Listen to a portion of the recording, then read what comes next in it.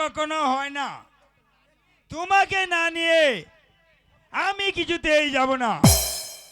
তুমি আমাকে কথা দাও। তুমি হলে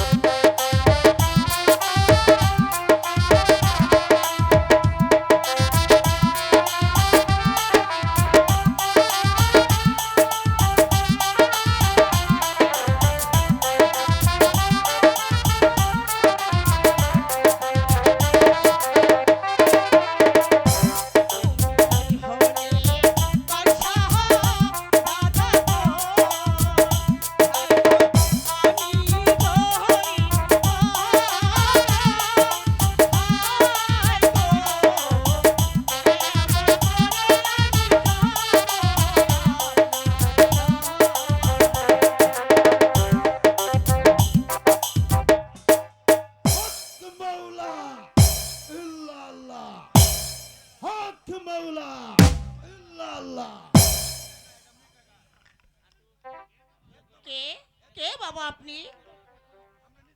আমি হলাম সাধু পুরুষ। এই গভীর জঙ্গলে বসে আমি আল্লাহর ইবাদত করি। আমি তোদের রেখে এখানে দেখে আমি ছুটে এসেছি মা।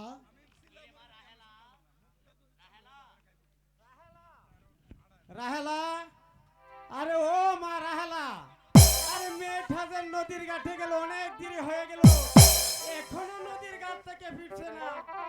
আরে ও রাহেলা, রাহেলা, আরে ও মা রাহেলা, বাবা তুই নদীর ঘাটে এত দেরি করছিস কেন রে মা রাহেলা? এ কি, ওরা কে মা রাহেলা?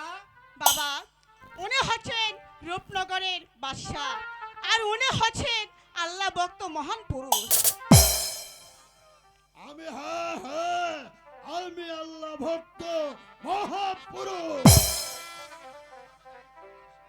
আমি মানুষের মাঝে সর্বদাই ছুটে এসে আমি উদ্ধার করার জন্য আমার একটি বাক্য তোদের মানতে হবে। বলুন দরবেশ বাবা, আপনার কিসের বাক্য? আপনার দেওয়া বাক্য আমি অক্ষরে অক্ষরে পালন করব দরবেশ বাবা। তাহলে শোন, তোর এই মাতৃহারা মেয়েকে আমি যে উনার হাতে তুলে দিতে চাই। আলহামদুলিল্লাহ, সে তো আমার জন্য পরম সৌভাগ্য দরবেশ বাবা। তবে তবে এত সুখ কি আমার এই পুরা কপালের ভাগ্যে সইবে দরবেশ বাবা? এই যে ভাগ্যের কথা, তোরা এই দিকে আয় মা, আয় বাবা। আমি তোকে এই বাদশার হাতে তুলে দিলাম। তুমি ওদেরকে সঁপে দাও। মা রাহেলা, বাবা আজ আমি নিজ হাতে তোকে আমি এই রূপনগরের বাদশার হাতে তুলে দিলাম। বাবা রে হতভাগী, কেন তুই এই গরিব সংসার করে জন্মেছিলে রে মা?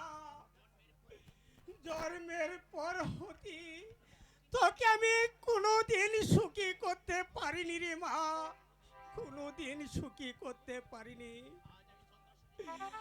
আজ আমি এই চন্দ্র সূর্যকে সাক্ষী রেখে তোকে এই রূপনগরের বাদশার হাতে তুলে দিলাম মা, তুলে দিলাম। বাবা আমাদের জন্য তুমি দোয়া করো বাবা। উঠো বাবা উঠো, আজ আমার জীবনের 12টি বৎসর পূর্ণ হতে গেল। আবার আমি চলি। হ্যাঁ, তবে তবে একটি কথা মনে রাখ, বলুন বাবা। জীবনে কোনোদিন ভুল করিস নেই। কোনো ভাইমানের কথা বিশ্বাসই করিস না মা, তাহলে কিন্তু বিপদ আছে। হক মাওলা ইল্লাল্লাহ, হক মাওলা ইল্লাল্লাহ। দরবেশ যে কি বলে গেল। রে মা, দরবেশ বাবা ঠিকই বলে গেছে রে মা। তবে কোনোদিন তুমি ভুল করবে না রে মা। যদি তুমি ভুল করো তাহলে তোমার ভীষণ বিপদ হতে পারে রে মা। বাবা রে মা, বাবা, আজ আমি নিজের হাতে তোমার হাতে তুলে দিলাম এই মাতৃহারা মেয়েকে। তুমি আমার রাহেলাকে শত বিপদ হতে রক্ষা করো বাবা। আপনি আমার জন্য দোয়া করবেন বাবা, আমি যেন সর্ব বিপদ হতে রাহারাকে রক্ষা করতে পারি। আমি তোমার জন্য আশীর্বাদ করছি বাবা। আমার মা রাহেলা তোমার আকাঙ্ক্ষিত জীবনটা যেন সুখে শান্তিতে ভরে দেই বাবা। চলো মা, আমি তোমাদেরকে রূপনগরে যাওয়ার ব্যবস্থা করি গিয়ে। বাবা হ্যাঁ, চলো মা।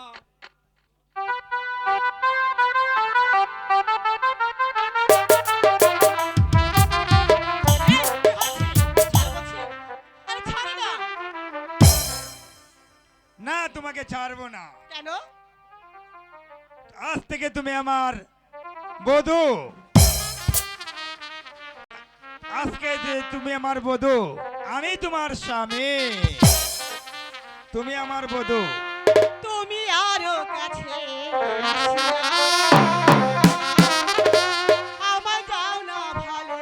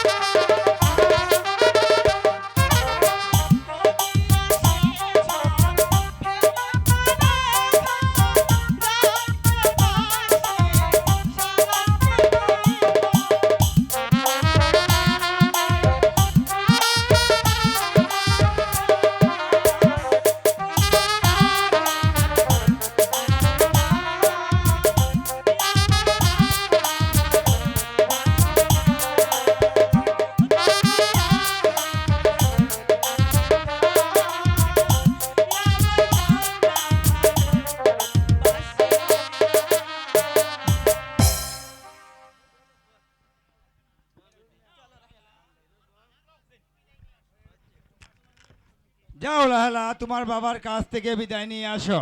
ঠিক আছে, তাই চলুন। তাই চলো। ধর।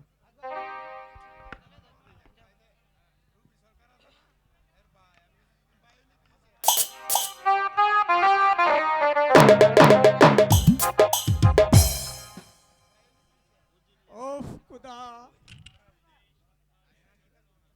আজ এই সন্তানের জন্য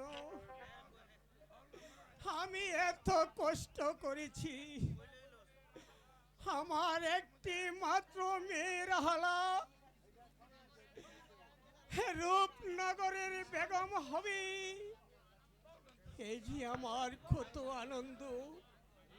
বাবা, বাবা, মা রাহেলা, তুমি আমাকে হাসি মুখে বিদায় দাও বাবা। মা রাহেলা, থকি তো আমি বিদায় দিব রে মা, তবে তবে থকি বিদায় দিয়ে রে মা, আমি কেমন করে থাকবো রে মা। বাবা, বাবা, আমিও তো কেমন করে থাকবো? তুমি একা বাড়িতে থাকবে, আমি যে সারাক্ষণ চিন্তায় মশগুল হয়ে থাকবো। বাবা, তুমি আমাকে হাসি মুখে বিদায় দাও বাবা, আমাকে হাসি মুখে বিদায় দাও। বিদায় দে নিবি।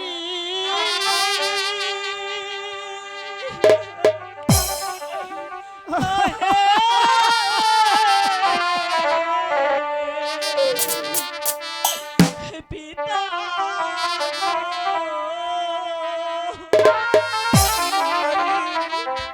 ও পিতা, বিদায় দে না, মারে গো আমার পিতা।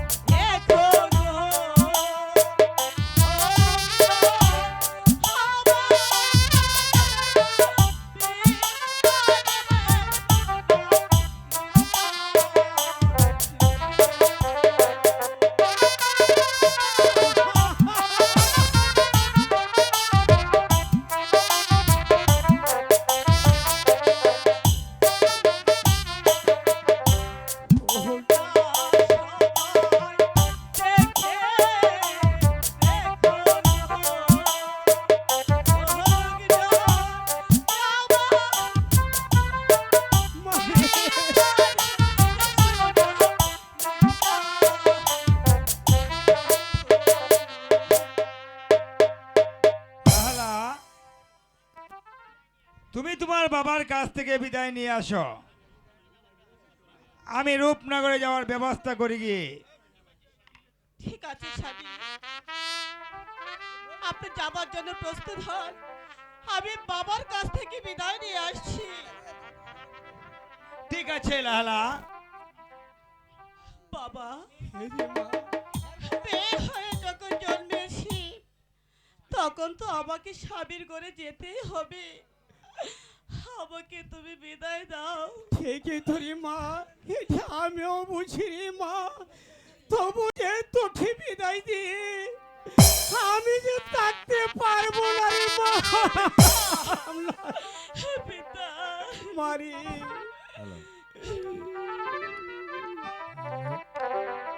বিদায়ের কালে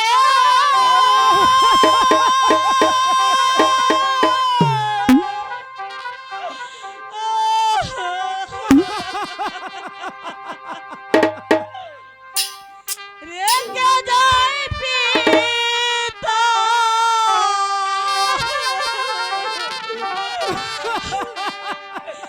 ব্যথা ভরা আঁখি জল গো পিতা, ব্যথা ভরা আঁখি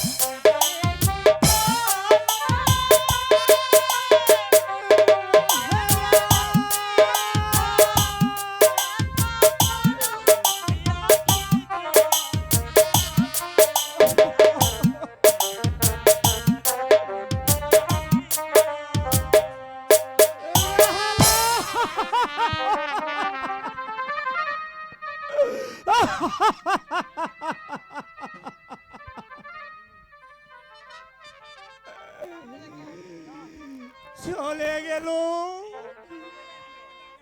আমার মেয়েটা চলে গেল। আমি আমি বাবা হিসাবে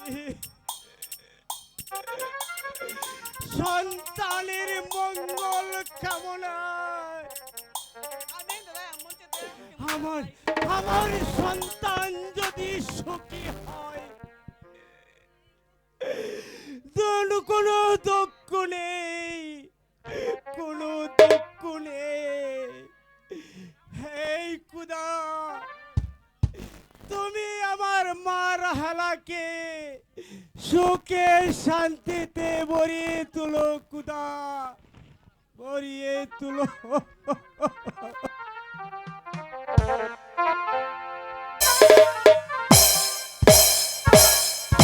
প্রতিশোধ, প্রতিশোধ, আমি নিব চরম প্রতিশোধ। আমি নিব চরম প্রতিশোধ।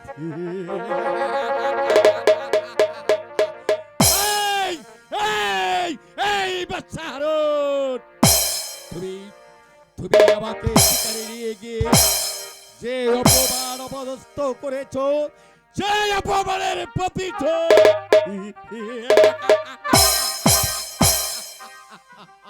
আমি আমি আমি করাই গন্ডাই আদায় করে নেব।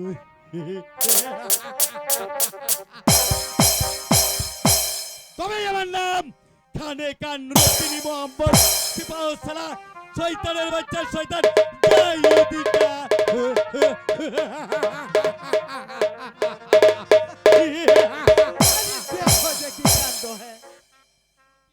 আরে প্রতিশোধ নেবে না মানে, আরে চরম প্রতিশোধ নেবে। আরে যে অপমান তোমাকে করেছে, আরে তার বিনিময়ে তুমি এই বাচ্চার বাচ্চা হারুনকে আরে আমি একেবারে রাজপ্রাসাদ ছাড়া করবে।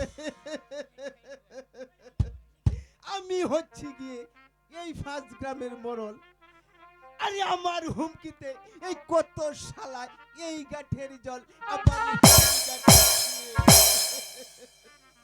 আরে এই হারুন বেটা আমাকে মেরেছে গালি, আমিও তার প্রতিশোধ নেব। হ্যাঁ, আমি তার পরিবর্তে এই বাতের পরিবর্তে পেন খাওয়া ছাড়বো। আর কি করা যাবে মোরল সাহেব? আরে তুমি কিচ্ছু ব্যাপার না বাবুজি, আমি তোমাকে যে যুক্তি দিব সেই যুক্তি মতে কাজ করলেই একেবারে গড়ে নিতে পারবে তোমার জীবনের এক ভবিষ্যৎ। মোরল সাহেব, আমি আমি আপনার যুক্তি মতেই কাজ করে যাব এবং আপনার যুক্তিতে আমি গড়ে নিতে চাই আমার জীবনের ভবিষ্যৎ।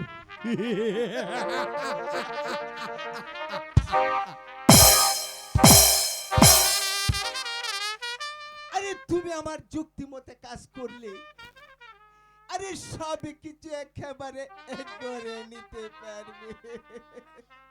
তবে বাবাজি, বলুন মোরল সাহেব। আরে দেয়ালে রক্ষান আছে, তুমি এদিকে এসো, এদিকে এসো।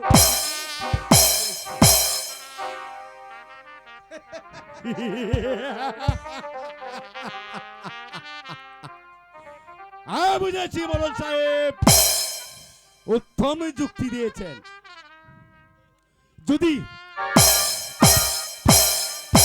আপনার যুক্তিতে আমি জয় হতে পারি তাহলে আমি আপনাকে দেব 1,00,000 স্বর্ণ মুদ্রা, আর যদি চালানো হয় তাহলে আমি আপনাকে দেব। থামো থামো, আরে থামো বাপুজি, তুমি থামো। আরে এত অস্থির হলে কি আর চলে? আরে যে যুক্তি তোমাকে আমি দিয়েছি, আরে তার বিনিময়ে তুমি একেবারে এই রূপনগরের বাদশা হয়ে যাবে। তাহলে চলুন মোরল সাহেব, আমরা প্রস্তুত হয়ে গিয়ে তাই চলো বাপুজি, তাই চলো, তাই চলো।